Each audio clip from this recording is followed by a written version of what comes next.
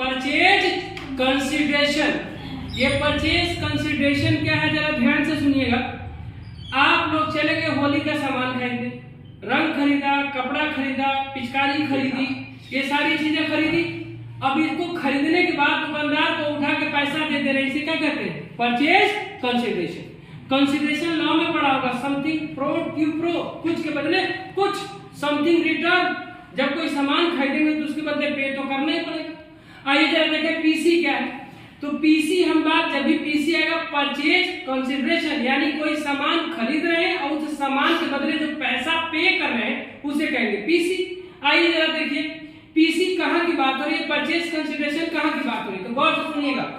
Purchase consideration बात हो रहा है as per as 14 accounting standard 14 कहता है पीसी के लिए, परचेज कंसिडरेशन के लिए क्या कहता है, सुनिएगा। Purchase consideration, purchase consideration means amount to be paid transferred from new company to shareholder of old company.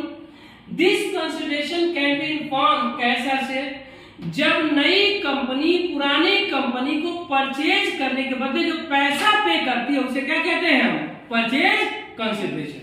लेकिन सुनने वाली बात जो है ये मेरे डायग्राम से समझ में आएगा। समझिए, ये है ओल्ड कंपनी और ये है न्यू कंपनी।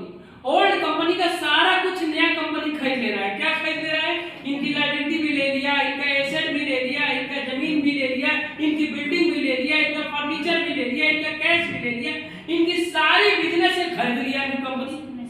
आज जब न्यू ओल्ड कंपनी का न्यू कंपनी खरीद लेगा तो खरीदने के बाद उसका पैसा पे करेगा। अब उसको लिखते हैं पीसी, परचेज कंसिडरेशन।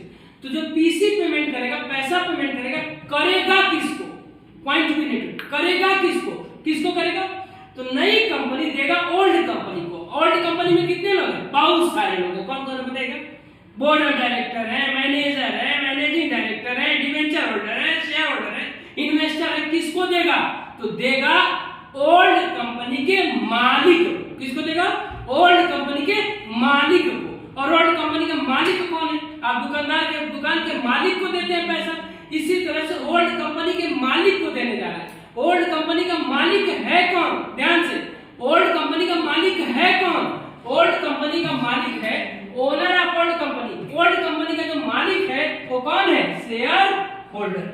कितने तरह के शेयर होल्डर होते हैं, दो, एक इक्विटी शेयर होल्डर और एक प्रेफरेंस शेयर होल्डर। यही दोनों मालिक हैं, तो इक्विटी शेयर होल्डर और प्रेफरेंस शेयर होल्डर। ये डायग्राम पीसी के लिए परफेक्ट है कि ओल्ड कंपनी का न्यू कंपनी सारा खरीद ले रहा है और न्यू कंपनी इन सब के बदले जो पैसा की थी, इन सब के बदले जो पैसा पेमेंट करेगा, इसी को क्या नाम दिया जाएगा, पीसी, परचेज कंसिडरेशन। ये हो गया किसको दिया जाता है, ओल्ड कंपनी के ओनर ऑफ ओल्ड कंपनी। तो ये हो गया शेयर होल्डर। कौन share holder, equity share holder और प्रेफरेंस शेयर होल्डर। क्लियर है। अब सुनिएगा, मैं बताता हूं कि कैलकुलेशन ऑफ पीसी देना कितना है ये बताइए। जब दुकानदार का रंग खरीदे होंगे तो क्या किया होगा, लिस्ट लिखा होगा और लिस्ट में लिखा होगा कलर इतने का, ये इतने का, ये इतने का, एक स्लिप दिया हुआ, कहेगा इतना दे दीजिए। यही हाल यहाँ है। देना कितना है, तो देना कितना है ये निकालने के लिए दो मेथड है, net payment method, net asset method. Exam में दो तरह से पूछता है, कहता है कैलकुलेशन ऑफ पीसी बताओ, तो पीसी का मीनिंग बताना पड़ेगा, फिर कैलकुलेशन का मेथड बताना पड़ेगा। कभी कभी पूछता है कि कैलकुलेशन का मेथड बताओ, तो इन दोनों मेथड को जिक्र करना पड़ेगा। तो नेट पेमेंट मेथड होता है, नेट एसेट मेथड। इन दोनों मेथड में बेहतर कौन होता है, इन दोनों मेथड में होता है नेट पेमेंट मेथड। इसी को फर्स्ट प्रेफरेंस मेथड कहते हैं। दूसरा होता है net asset method, second preference.